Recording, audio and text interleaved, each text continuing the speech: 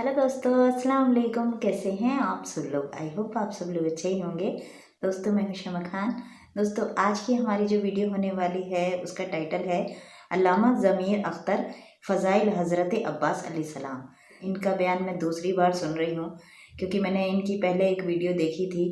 बहुत अच्छी तरीके से बोलते हैं और इनकी जो बोली है वो मुझे बहुत ज़्यादा अच्छी लगती है और तरीका भी इनका बहुत ज़्यादा अच्छा है बयान करने का। जिनके चैनल की ये वीडियो है उनके चैनल का नाम है नूरे गदीर। वीडियो का लिंक आपको डिस्क्रिप्शन में मिल जाएगा, आप वहां जाकर चेकआउट ज़रूर कीजिएगा। तो चलिए वीडियो को शुरू करते हैं। अगर आपको वीडियो पसंद आए तो प्लीज़ लाइक कीजिएगा, सब्सक्राइब कीजिएगा, कमेंट में मुझे ज़रूर बताइएगा कि आपको वीडियो कैसी लगी।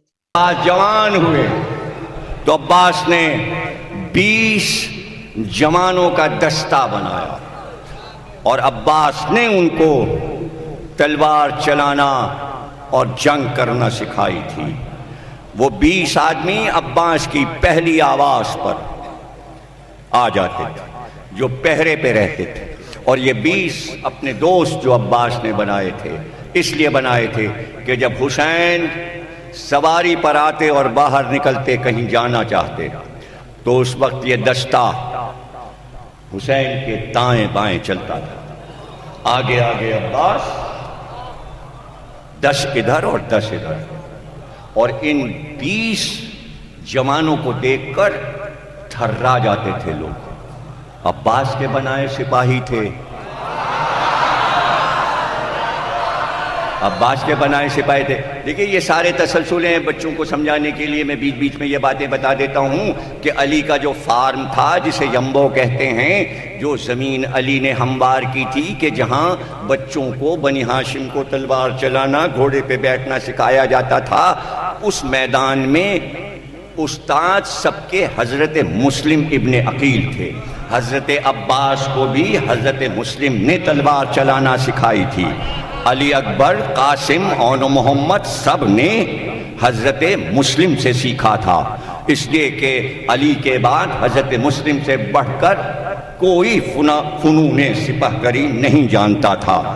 तो हज़रत मुस्लिम हज़रत अब्बास के भी उस्ताद थे और बड़े भाई भी थे और बहनोई भी थे, कई रिश्ते थे।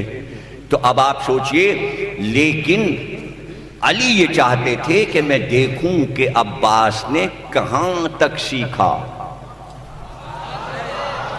देखिए, ये सब तारीख है, जो भी लिख जाएं वो सुन लिया कीजिए, पढ़ लिया कीजिए, लेकिन हमारा अकीदा ये है कि वली किसी से सीखता नहीं।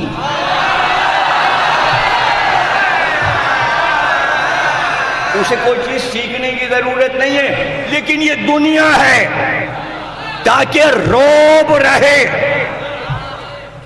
मुस्लिम का रोब है, अब्बास का रोब है।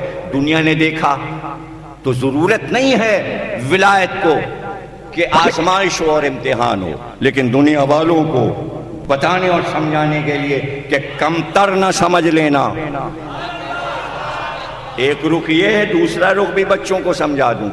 इसलिए तलवारें चमकें और शजा बनाए जाएं कि दुनिया देखे कि ये तलवार चलाना सीख रहे हैं, ताकि दुश्मन तैयारी करे कि इनसे मुकाबला करना है और अपने यहाँ भी बहादुर बनाए, ताकि तारीख ये न लिखे बुज़दिलों से लड़े थे, मार लिया।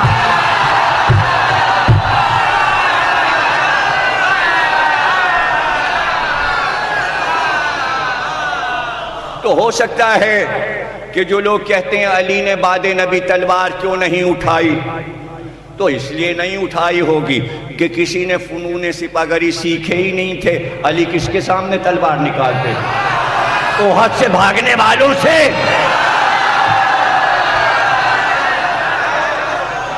हाँ, आप बताइए, खैबर से वापस आने वालों के सामने अली तलवार निकालते?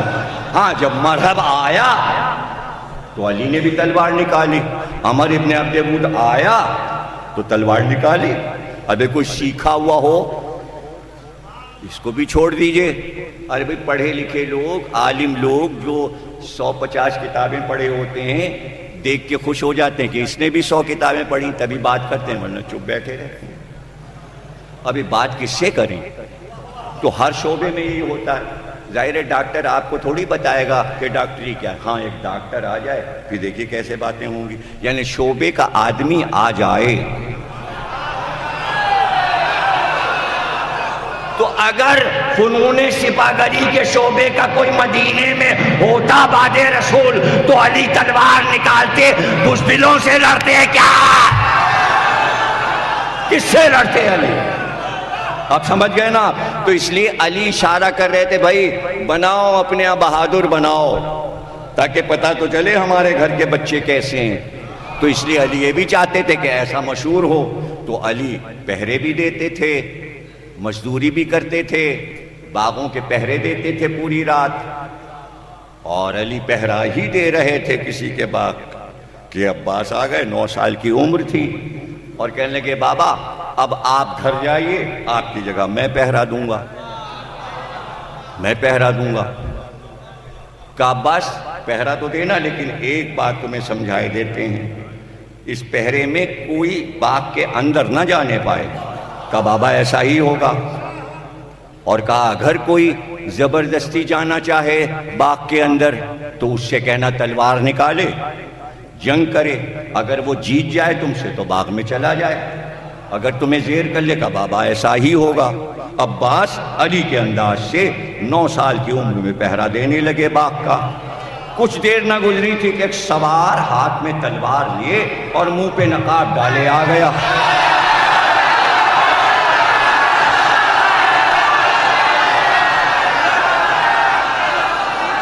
اور وہ سیدھا باغ کے دروازے کی طرف چلا.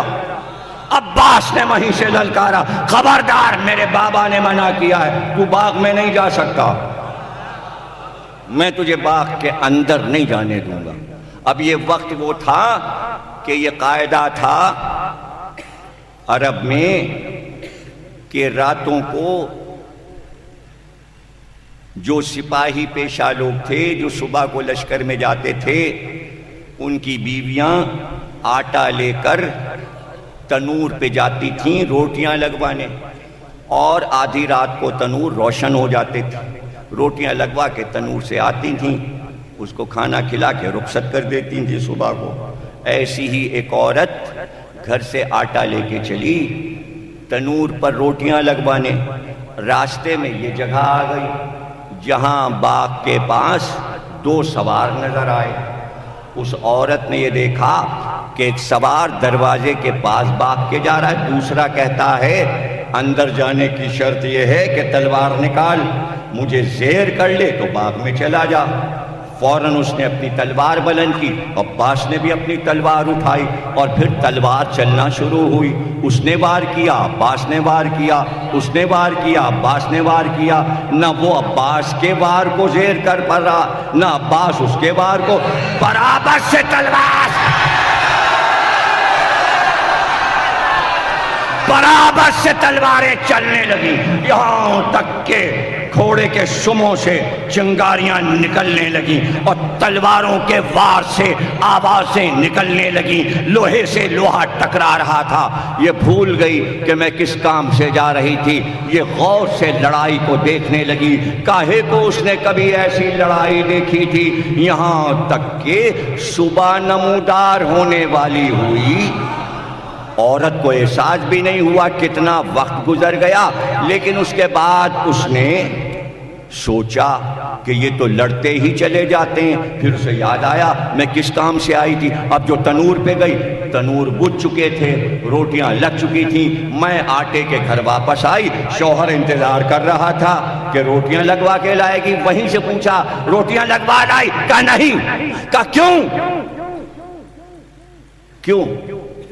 کہ راستے میں ایک لڑائی ہو رہی تھی وہ دیکھنے لگی. شوہر کو غصہ آیا, اس نے اپنی تلوار اٹھائی اور کہا میں تجھے قتل کر دوں گا, میں بھوکا بیٹھا ہوں, تو روٹی نہیں لائی. جیسے ہی اس کے شوہر نے تلوار کا وار کرنا چاہا, عورت نے بڑھ کے دوسری تلوار اٹھائی.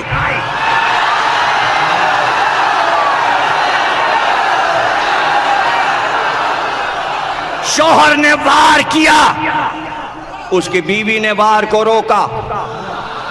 اس نے دوسرا وار کیا، ادھر سے اس نے دوسرا وار کیا، اب وہ وار کرتا ہے اور حجرے سے صحن تک دونوں لڑتے آ گئے اور بیوی کو زیر نہ کر سکا تو تلوار پھینک کے کہا اے خدا کی بندی یہ تو بتا کبھی گھر سے نہیں نکلی، یہ تلوار چلانا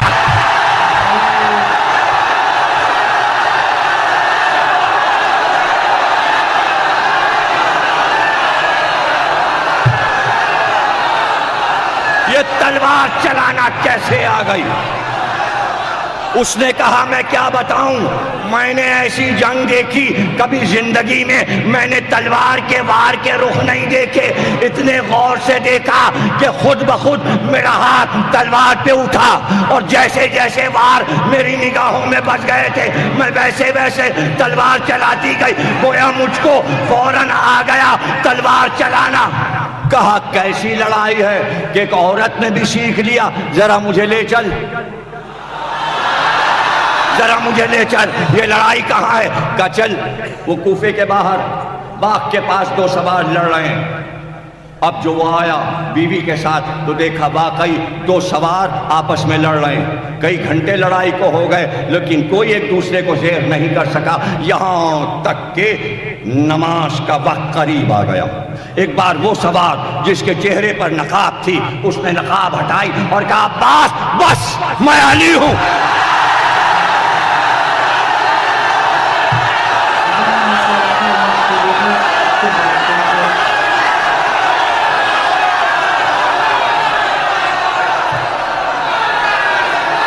میں علی ہوں۔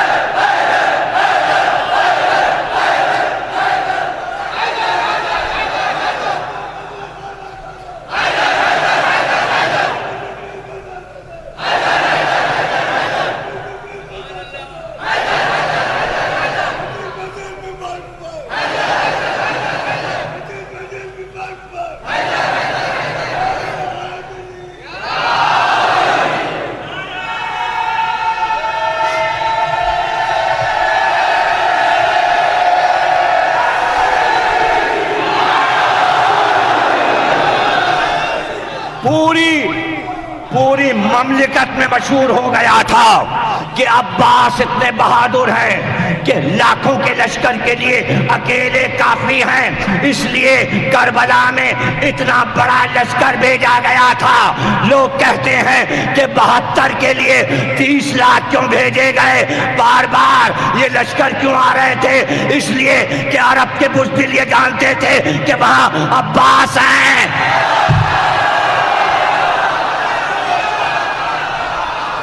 عباس ہیں، وہاں عباس ہیں، اور سب جانتے تھے کہ حسین کے پاس 4 بہادر ایسے ہیں کہ اگر 4 ایک جگہ جمع ہو گئے تو پورا عرب زیر ہو جائے گا۔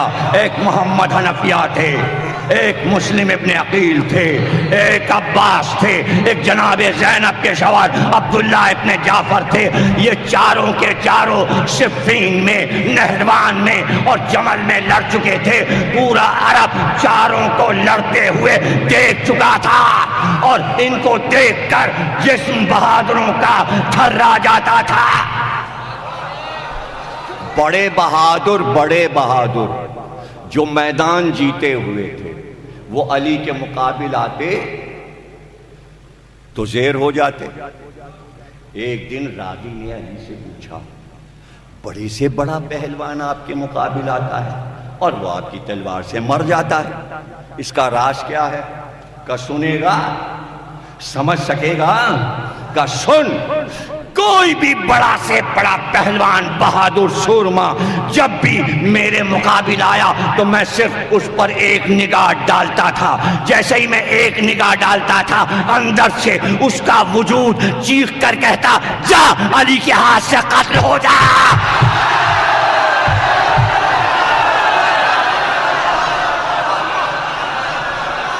बस यही तो अब्बास की निगाह में ताकत थी।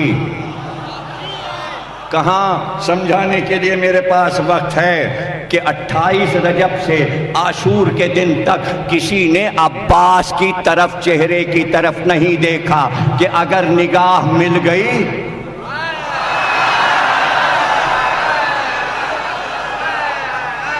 तो गिर जाएंगे, दो टुकड़े हो जाएंगे। तो कोई उधर देख नहीं रहा था, ख़याम हुसैनी की तरफ निगाह उठा के नहीं देख रहा था, नहीं देख रहा था। 2 मुहर्रम से इब्ने ज़ियाद एक ख़त लिखता था रोज़ इब्ने साद को, और उसमें लिखता मुझे एक बात का जवाब चाहिए। कोई दूसरी बात लिख देता और ख़त भेज देता। फिर वो लिखता जो बात मैं पूछ रहा हूँ उसका जवाब क्यों नहीं देता तू, उसका जवाब क्यों। 8 दिन इसी में हो गए और इब्ने साद जवाब न दे सका, जवाब नहीं दे सका। और वो क्या सवाल था इब्ने ज़ियाद का, वो सिर्फ रोज़ ये पूछता था ये लिख के भेज दे कि हुसैन के जो खैमे लगे हैं उनकी तादाद क्या है। 8 दिन से एक बात उमरे साद नहीं बता रहा। मुश्किल क्या था, बाहर निकलता कहता 1 2 3 4 5 6 7 8। अरे तारीख ने लिखा कि उमरे साद जवाब क्यों ना दे पाया, इसलिए कि किसी में ताकत नहीं थी कि हुसैन के खैमों की तरफ देख। अब्बास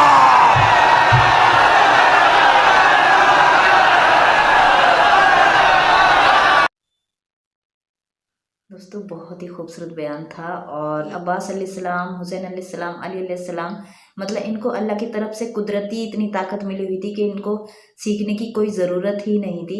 मतलब एक तरीके से अली अलैहिस्सलाम अब्बास अलैहिस्सलाम का इम्तिहान लेना चाहते थे और उन्होंने किसी और को ना भेजकर मतलब वो खुद ही मतलब उनका इम्तिहान लेने के लिए पहुँचे। अब्बास अलैहिस्सलाम ने इतनी सी उम्र में अली अलैहिस्सलाम का मतलब मुकाबला किया। बहुत अच्छा वाक़या था और बहुत अच्छा बयान किया है इन्होंने। आई होप आपको पसंद आया होगा दोस्तों। अगर आपको वीडियो पसंद आई हो तो प्लीज़ लाइक कीजिएगा, सब्सक्राइब कीजिएगा, कमेंट में मुझे ज़रूर बताइएगा कि आपको वीडियो कैसी लगी। चलिए दोस्तों मिलते हैं अगली वीडियो में, तब तक अपना ख्याल रखिएगा। अल्लाह हाफिज़।